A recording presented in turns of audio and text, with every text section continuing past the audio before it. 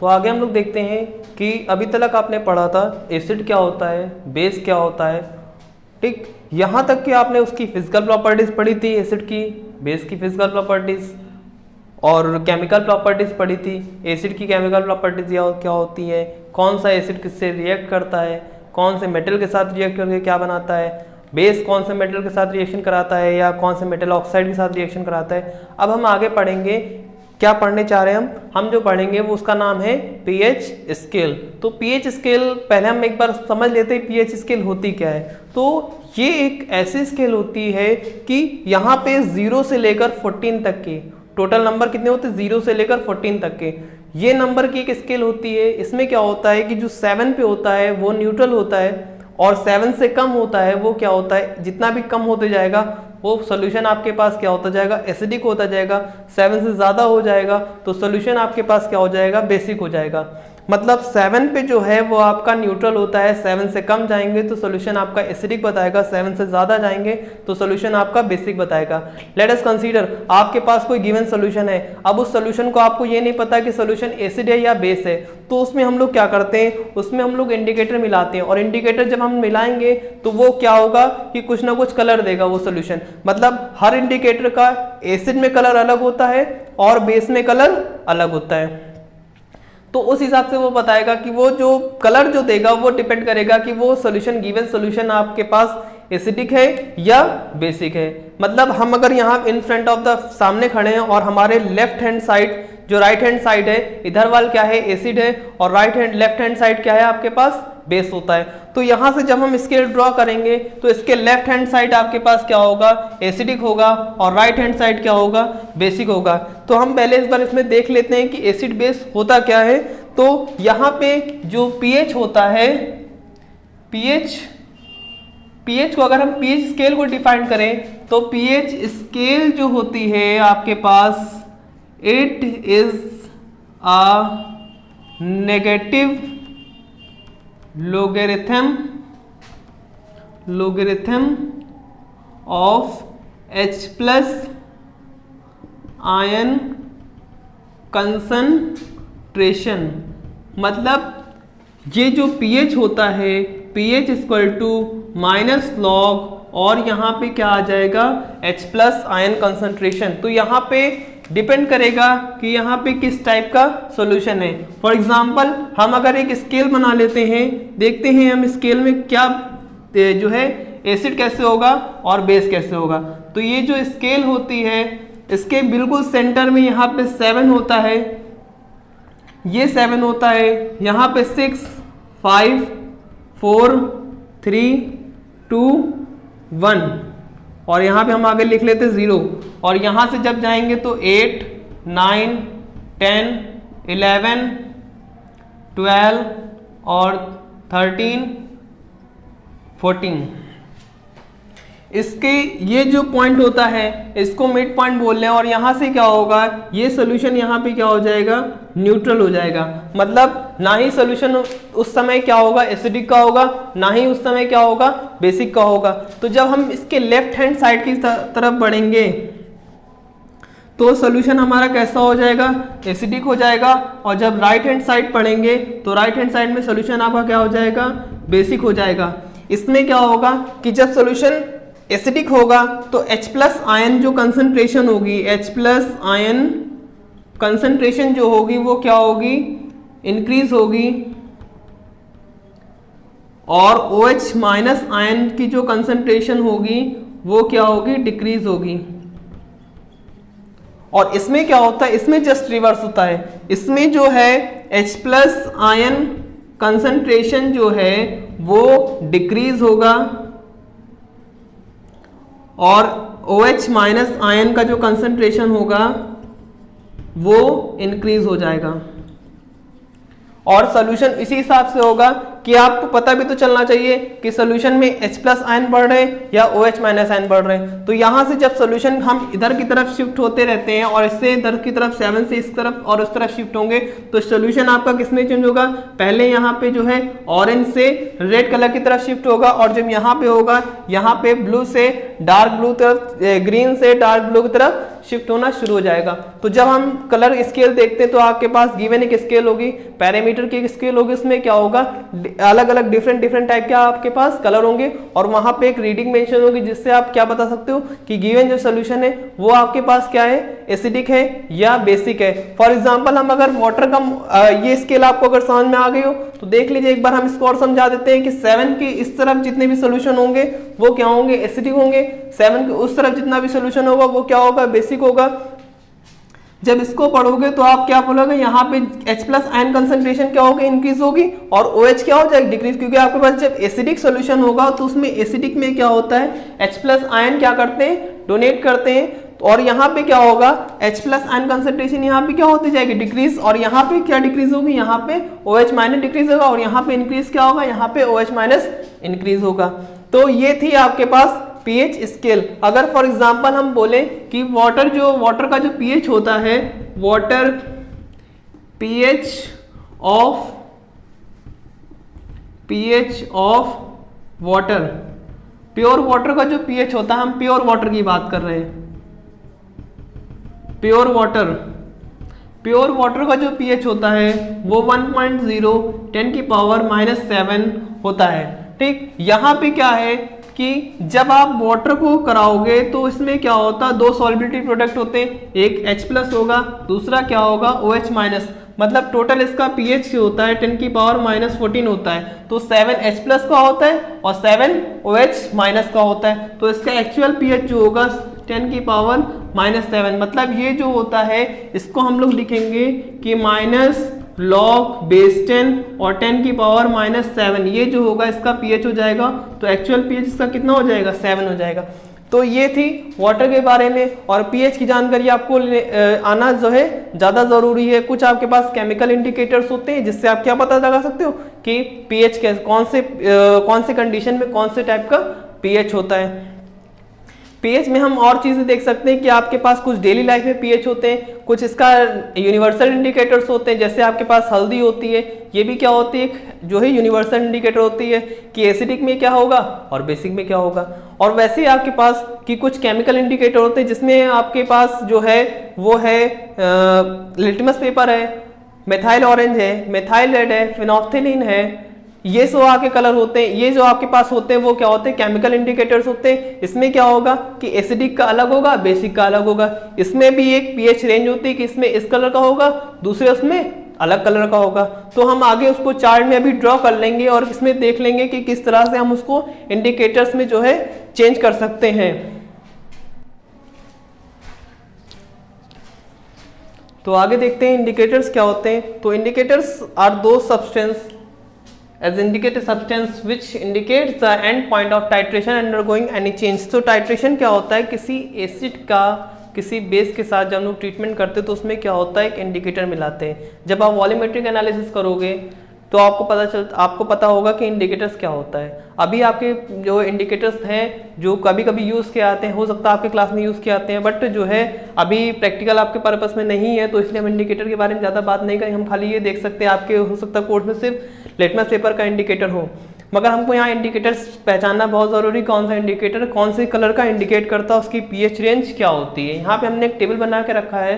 तो इंडिकेटर क्या होते हैं, वो सब्सटेंस होते हैं जो अपने कलर जो एसिड में होता है वो अलग कलर का देते हैं और बेस में क्या होता है, अलग कलर का देते हैं। तो इसलिए हम उसको क्या बोलते हैं, इंडिकेट बोलते हैं। मतलब ऐसे सब्सटेंस जो इंडिकेट कर देते हैं कि भाई अब जो है ये एसिडिक है और अब जो है ये सोल्यूशन क्या हो गया, बेसिक हो गया है। जैसे मान लो हमारे पास दो टेस्ट ट्यूब हैं, हमारे पास एक में एसिड है और एक में बेस है। हमने क्या किया, जब इंडिकेटर कोई भी इंडिकेटर मिलाया तो इसमें अलग कलर आएगा और इसमें अलग कलर आएगा। बट जब हम यहाँ पे क्या करेंगे, हम इस सोल्यूशन को उठा के इसमें जब मिलाना शुरू करेंगे, अगर हम मान लेते हैं कि ये सोल्यूशन बेसिक है और ये एसिडिक है, जब इसकी क्वांटिटी क्या हो जाएगी, इसमें ज़्यादा हो जाएगी, तो यहाँ पे क्या हो जाएगी, ये सोल्यूशन कैसा हो जाएगा, आपके पास बेसिक हो जाएगा। अभी तक ये एसिडिक था, मगर जब इसकी क्वांटिटी हमने इसके अंदर मिला दी ज़्यादा तो क्या हो जाएगा, ये सोल्यूशन बेसिक हो जाएगा। आइए कुछ इंडिकेटर्स के बारे में हम लोग पढ़ लेते हैं और उसकी कुछ पीएच रेंज और उसके कलर क्या होते हैं। एसिडिक में कलर अलग होगा और एल्कलाइन में कलर अलग हो जाता है। ये होता है यहाँ पे आप यहाँ पे पढ़ोगे टाइट्रेशन। टाइट्रेशन क्या होती है कि टाइट्रेशन एक हम लोग नोन सोल्यूशन की अननोन सोल्यूशन, इसमें क्या होता है जब हम लोग ट्रीटमेंट करते हैं वॉल्यूमेट्रिक एनालिसिस से टाइट्रेट करते हैं ब्यूरेट लगाते हैं, पीपेट है, ब्यूरेट है, वॉल्यूमेट्रिक एनालिसिस जब करेंगे तो आपको समझ में आएगा कि टाइट्रेशन क्या होती है। यहाँ पे एंड पॉइंट बताता है आपको, जो एंड पॉइंट बताएगा उसे हम लोग बोलेंगे इंडिकेटर्स। बट अभी इंडिकेटर्स के बारे में हम ज़्यादा मतलब टाइट्रेशन के बारे में ज़्यादा ना पढ़ के हम पढ़ते हैं इंडिकेटर्स कौन कौन से होते हैं। तो सबसे पहला इंडिकेटर जो है वो आपके पास लिटमस होता है। लिटमस सर क्या होता है, एक पेपर होता है, वो 2 कलर में पेपर होता है, एक होता है रेड कलर का, दूसरा होता है ब्लू कलर का। तो वो बताता है कि अगर रेड कलर को आप एसिडिक में डुबोगे तो कलर दूसरा चेंज हो जाता है, और अगर जो है ब्लू कलर को एसिडिक में डुबोगे कलर उसका क्या होता है, दूसरा चेंज हो जाता है। तो यहाँ पे क्या होता है कि जो होता है वो लिटमस पेपर क्या होगा, इसकी रेंज कितनी होती है, 5 से 8 के बीच में होती है, पीएच रेंज होती है। एसिडिक में वो कैसा होता है, रेड कलर का होता है, और बेसिस में कैसा हो जाता है, ब्लू कलर का हो जाता है। दूसरा आपके पास इंडिकेटर है मिथाइल ऑरेंज।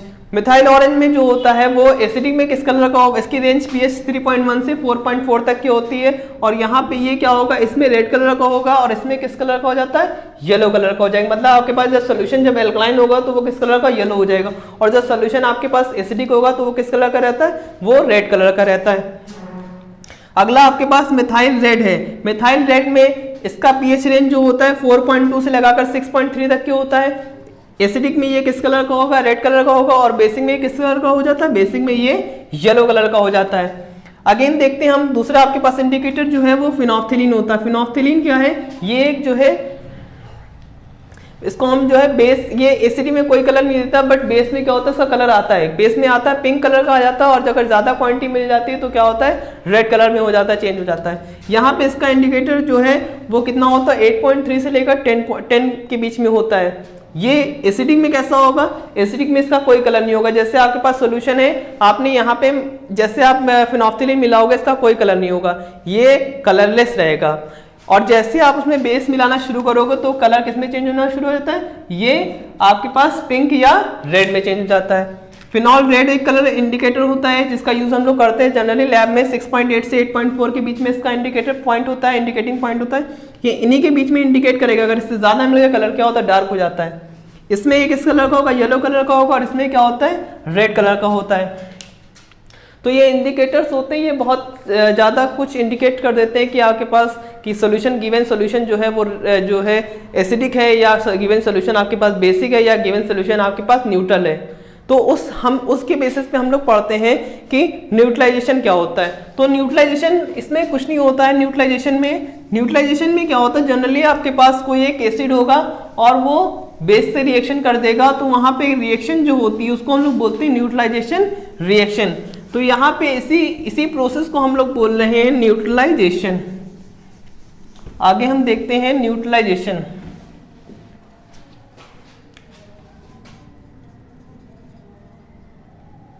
TRILIZATION। न्यूट्रलाइजेशन में क्या होता है, when an acid added to a base to form a salt, this type of reaction is called neutralization reaction. इसमें क्या होता है कि एक एसिड जो है दूसरे बेस के साथ रिएक्शन करेगा। इसमें एक एसिड होगा, दूसरा बेस होगा, दोनों को जब आप मिला दो तो क्या बन जाएगा, फ्यूज हो गया। मतलब इसमें क्या होता है कि जब आप एसिड बेस को जब आपस में मिला दोगे तो क्या बन जाता है, तीसरा प्रोडक्ट आपके पास बन जाता है, जो कि आपको पढ़ना है वो है सॉल्ट। इसमें क्या है कि एसिड मान लिया आपने कोई भी ले लिया, हमने यहाँ पे बेस ले लिया NaOH, ठीक, और एसिड हमने कौन सा ले लिया, हमने ले लिया एसिड HCl। तो यहाँ पे क्या होगा, जब इसको हम न्यूट्रलाइजेशन रिएक्शन जब करेंगे तो ये जो Na होता है वो किसके साथ मिल जाएगा, Cl के साथ। तो एक तो सॉल्ट प्रोडक्ट आ गया, दूसरा क्या होता है जो OH है ये H के साथ मिलके क्या बना लेगा, वाटर। तो ये जो सोडियम हाइड्रोक्साइड है, सोडियम हाइड्रोक्साइड है, और ये जो है हाइड्रोक्लोरिक एसिड, ये जो जब कंबाइंड होता है तो यहाँ बन जाता है, यहाँ बन जाएगा सोडियम क्लोराइड। सोडियम क्लोराइड बन जाएगा। और यहाँ पे क्या है कि ये जो NaOH जो है वो HCl से जब रिएक्शन करेगा तो यहाँ पे सोडियम क्लोराइड बन गया और लास्ट प्रोडक्ट क्या हो जाता है, वाटर। ये जो होगा ये लिक्विड फेज में होगा। तो यहाँ पे देखा हमने न्यूट्रलाइजेशन रिएक्शन क्या होती है और कैसे हमने देखा उसमें रिएक्शन होती है। तो इसी चीज़ को हम दूसरे एसिड या दूसरा बेस हम लोग लेके अगेन ट्रीट कर सकते हैं। तो यहाँ पे आपके पास बनेगा क्या, यहाँ पे आपके पास बनेगा, हमेशा जब भी बनेगा तो सॉल्ट प्रोडक्ट बनेगा। कभी भी न्यूट्रलाइजेशन रिएक्शन में जो भी बनेगा वो क्या होगा, सॉल्ट प्रोडक्ट बनेगा। और सॉल्ट के आगे बारे में हमको आगे स्टडी भी करना है कि सॉल्ट क्या होते हैं, कितने क्लासिफिकेशन होते हैं सॉल्ट में और कौन कौन सी क्लासेस होती हैं। तो आगे हम पढ़ते हैं सॉल्ट के बारे में। तो आगे हम लोग स्टार्ट करते हैं सॉल्ट। सॉल्ट क्या होता है, पहले इसके बारे में हम थोड़ा सा पढ़ लेते हैं। सॉल्ट क्या होता है, SALT, सॉल्ट्स। सॉल्ट्स क्या होता है, it is a product of neutralization between acid and base. जब एसिड और बेस का कॉम्बिनेशन होता है तो वहां पे क्या बनेगा, वहां पे बनेगा सॉल्ट। और सॉल्ट किस तरह से बनता है, हम एक बार रिएक्शन फिर से देख लेते हैं। रिएक्शन में क्या होता है कि जैसे आपके पास सोडियम हाइड्रोक्साइड, ये आपके पास बेस है और यहाँ पे हमने लिया कोई भी एसिड ले लिया, मान लिया हमने HCl ले लिया। जब इनका जब हम लोग कॉम्बिनेशन जब फिक्सिंग कराते हैं, जब इस दोनों में रिएक्शन होती है तो क्या होगा, यहाँ पे इन दोनों की रिएक्शन में आपके पास NaCl और प्लस क्या बन जाएगा, वाटर बन जाएगा। इसको आप डबल हेडेड एरो दिखा सकते हो। यहाँ पे ये जो होता है इसको बोलते हैं हम लोग सॉल्ट। ये जो प्रोडक्ट होता है इससे ही हम पढ़ देंगे सॉल्ट के बारे में। तो सॉल्ट क्या होते हैं, सॉल्ट आपके पास इलेक्ट्रोवेलेंट कंपाउंड होंगे, इलेक्ट्रोवेलेंट कंपाउंड होंगे, ठीक सर। और नॉन इवेपोरेटिंग होंगे, नॉन इवेपोरेटिंग होंगे। ये कंपाउंड्स क्या होते हैं, ओडरलेस होंगे। ओडरलेस मतलब इनका कोई स्मेल, इनकी कोई स्मेल नहीं होगी। तो इस टाइप के आपके पास अगर कंपाउंड होते हैं उनको हम लोग बोलते हैं सॉल्ट्स। तो सॉल्ट जनरली क्या होता है कि एसिड और बेस का जब आप रिएक्शन कराते हो तो उसमें क्या बनता है आपके पास प्रोडक्ट सॉल्ट। और इस सॉल्ट्स के बारे में आपके पास बहुत सारे क्लासेस हैं। इसमें क्लासिफिकेशन ऑफ सॉल्ट्स जब हम पढ़ेंगे, classification of salts, classification of salts में जो सॉल्ट की क्लासेस हैं, सबसे पहला है सिंपल सॉल्ट, सिंपल सॉल्ट। दूसरा है आपके पास एसिडिक सॉल्ट। तीसरा है बेसिक सॉल्ट। चौथा है, फोर्थ है आपके पास डबल सॉल्ट। फिफ्थ है आपके पास कॉम्प्लेक्स सॉल्ट। तो ये आपके पास कुछ सॉल्ट्स होते हैं जिनके बारे में आपको पढ़ना है और इसी को हम लोग बोलते हैं क्लासिफिकेशन ऑफ सॉल्ट। ये क्वेश्चन एक आता है कि क्लासिफिकेशन ऑफ सॉल्ट। तो इसमें सबसे पहले आपके पास सॉल्ट लिखा हुआ है सिंपल सॉल्ट। इसमें क्या होता है, जनरली सॉल्ट क्या होगा, सिंपल होगा। एक एसिड एक बेस के साथ जब रिएक्शन होगी तो सिंपल सॉल्ट हो जाएगा। एसिडिक सॉल्ट में क्या होता है कि सॉल्ट स्लाइटली एसिडिक होगा, या हम बोल सकते हैं जो भी इसके अंदर टेंडेंसी होगी डोनेट, प्रोटॉन डोनेट करने की टेंडेंसी अभी होगी सॉल्ट के अंदर। बेसिक में क्या होता है कि बेसिक सॉल्ट थोड़ा सा क्या होगा, उसमें भी स्लाइटली क्या होगा, बेसिक होगा। डबल सॉल्ट क्या होता है, जब आप दो सॉल्ट को आपस में मिला दोगे तो उस टाइप का अगर सॉल्ट होता है उसको हम लोग बोलते हैं डबल सॉल्ट। और लास्ट है कॉम्प्लेक्स सॉल्ट। कॉम्प्लेक्स सॉल्ट बहुत ही कॉम्प्लेक्स, इसमें जब इसको आप वाटर में डिसॉल्व करोगे, जैसे वाटर में आपने डिसॉल्व करा तो क्या होगा, एक सिंपल आयन दूसरा कॉम्प्लेक्स आयन आपके पास बनेगा। तो इस टाइप का आपके पास जो होता है उसको हम लोग बोलते हैं क्लासिफिकेशन ऑफ सॉल्ट, और इसमें आपके पास बहुत सारी क्लासेस हैं। तो आगे हम इसके बारे में पढ़ेंगे क्लासिफिकेशन ऑफ सॉल्ट।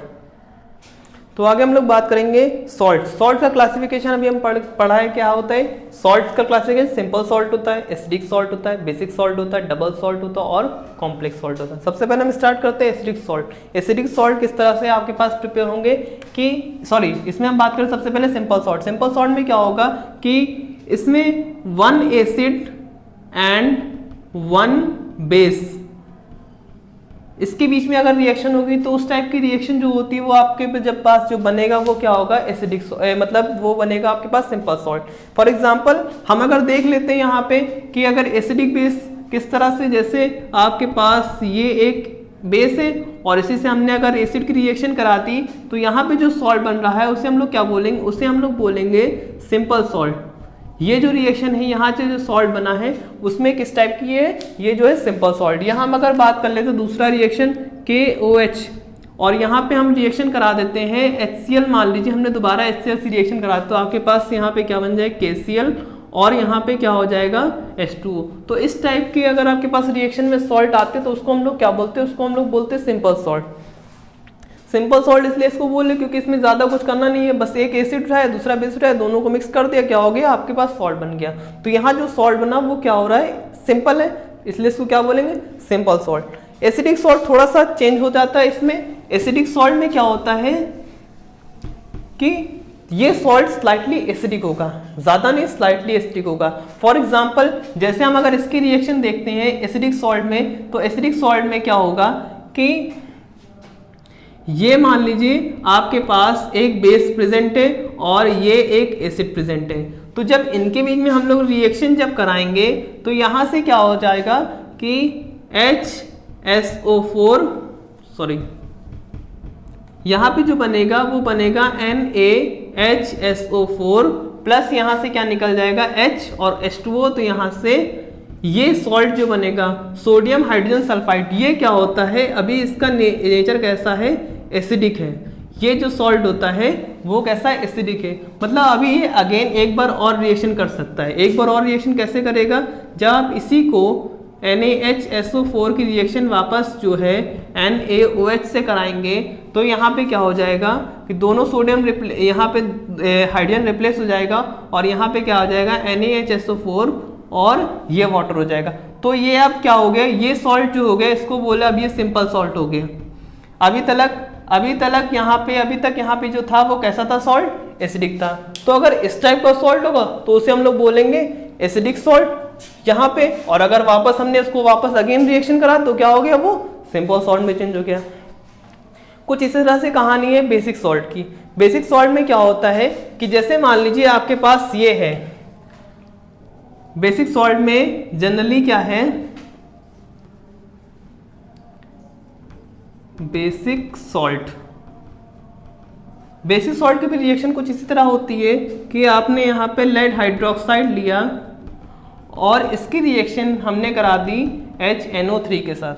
तो जब यहाँ पे रिएक्शन कराएंगे तो PbOHNO3 ये बनेगा और क्या बन जाएगा आपके पास, वाटर। अभी भी यहाँ पे एक मॉलिक्यूल ऑफ OH बचा हुआ है, इसका मतलब ये सॉल्ट कैसा हो जाएगा, ये सॉल्ट हो जाएगा बेसिक सॉल्ट। तो अगर इस टाइप का आपके पास अगर सॉल्ट होता है उसे हम लोग क्या बोलते हैं, उसे हम लोग बोलते हैं बेसिक सॉल्ट। मतलब यहाँ पे आपके पास जो जरूरत लग रही थी वो 2 मोल ऑफ बेस सिर्फ 1 मोल ऑफ एसिड के लिए, और यहाँ पे 2 मोल ऑफ एसिड की जरूरत लग रही है किसके, 1 मोल ऑफ बेस के लिए। अगेन हम उसकी अगर रिएक्शन करा दें तो Pb यहाँ पे OHNO3 वापस इसकी रिएक्शन हमने करा दिया HNO3 के साथ, तो वापस ये क्या कर देगा, इसको रिप्लेस कर देगा और यहाँ पे क्या बन जाएगा PbNO3 का होल ट्वाइस और ये वाटर बन जाएगा।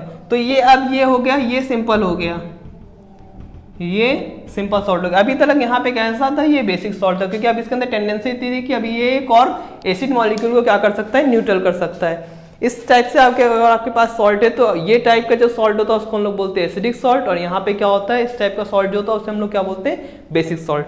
आइए हम आगे पढ़ते हैं डबल सॉल्ट क्या होता है। तो सर डबल सॉल्ट जो होता है वो 2 सॉल्ट होते हैं, 2 सॉल्ट के मिक्सिंग से जो बनती है उसे हम लोग क्या बोलते हैं, उसे हम लोग बोलते हैं डबल सॉल्ट।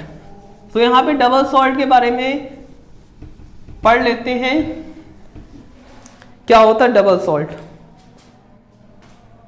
तो हम लोग देखते हैं डबल सॉल्ट क्या होता है। तो ये डबल सॉल्ट जो होता है वो 2 सॉल्ट का मिक्सचर होता है। सबसे पहले हम अगर यहाँ पे देखते हैं तो क्या होता है, जैसे मान लीजिए आपके पास कोई भी मॉलिक्यूल है, कोई भी ये है, जैसे हमने मान ली ये है K2SO4.Al2SO4 का होल थ्राइस डॉट 24H2O। ये जो होता है इसका नाम होता है पोटाश एलम। ये जो होता है इसका नाम, इसको जो है हम लोग इसको डबल सॉल्ट बोलते हैं क्योंकि यहाँ पे 2 सॉल्ट है, एक पोटेशियम सल्फेट और दूसरा एल्युमिनियम सल्फेट। ये किस तरह से बनता है, तो इसको बनाने के लिए K2SO4 डॉट, यहाँ पे क्या करेंगे, ये एक सॉल्ट है, दूसरा Al2SO4 का होल थ्राइस, और यहाँ पे क्या कितने मॉलिक्यूल ऑफ वाटर ले रहे हैं, 24 मॉलिक्यूल ऑफ वाटर, और यहाँ पे बन जो जाएगा वो बन के क्या आएगा, यहाँ पे बन जाएगा K2SO4 डॉट Al2SO4 का होल थ्राइस डॉट 24H2। तो यहाँ पे हम देख रहे हैं आपके पास ये सॉल्ट है जिसका नाम है पोटेशियम सल्फेट, और यहाँ पे जो सॉल्ट है इसका नाम है एल्यूमिनियम सल्फेट। यहाँ पे जो बनेगा इसको हम लोग बोलेंगे पोटेशियम एल्यूमिनियम सल्फेट। ठीक, तो यहाँ पे जो सॉल्ट होता है उसको हम लोग क्या बोल रहे हैं, इसको हम लोग बोल रहे डबल सॉल्ट। डबल सॉल्ट में क्या है, एक सॉल्ट आपके पास ये खुद एक सॉल्ट है और दूसरा सॉल्ट ये, जब ये दोनों मिक्स हो रहे हैं तो आपके पास क्या बन रहा है, ये जो बन रहा है इस सॉल्ट जो बना हुआ सॉल्ट है इसको हम लोग बोलेंगे डबल सॉल्ट। ये था आपके पास डबल सॉल्ट। आइए कॉम्प्लेक्स सॉल्ट में थोड़ा देख लेते हैं कॉम्प्लेक्स सॉल्ट आपके पास क्या होता है। जो कॉम्प्लेक्स सॉल्ट होता है, पहले इसको रफ कर दें तो आपको ज्यादा अच्छा समझ में आएगा।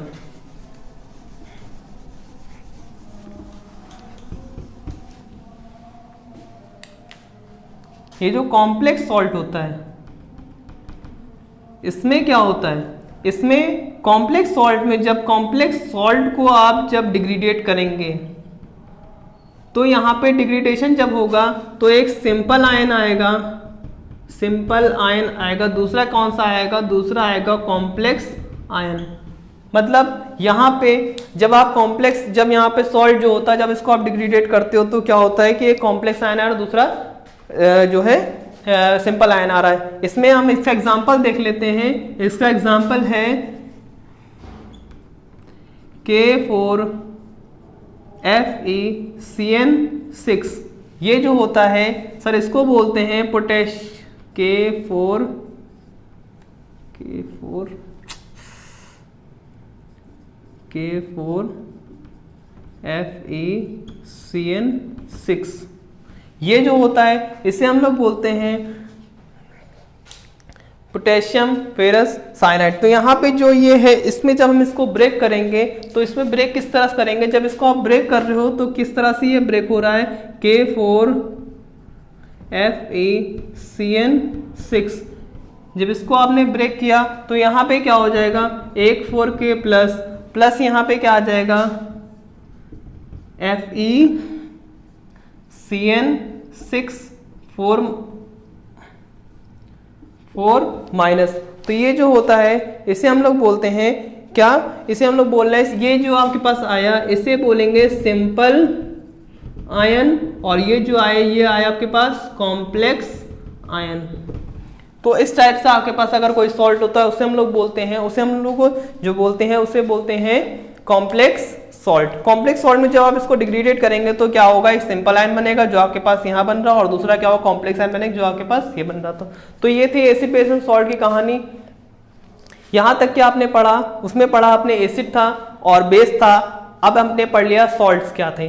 सॉल्ट में आपने पढ़ा इंडिकेटर्स क्या थे, और उसके बाद आपने पढ़ा था क्या, इंडिकेटर्स के पहले पीएच स्केल आपने पढ़ी थी, उसमें आपने बताया था कि हाँ भाई ये एसिडिक है ये बेसिक है, अगर कोई कलर नहीं आ रहा तो क्या होगा, न्यूट्रल होगा।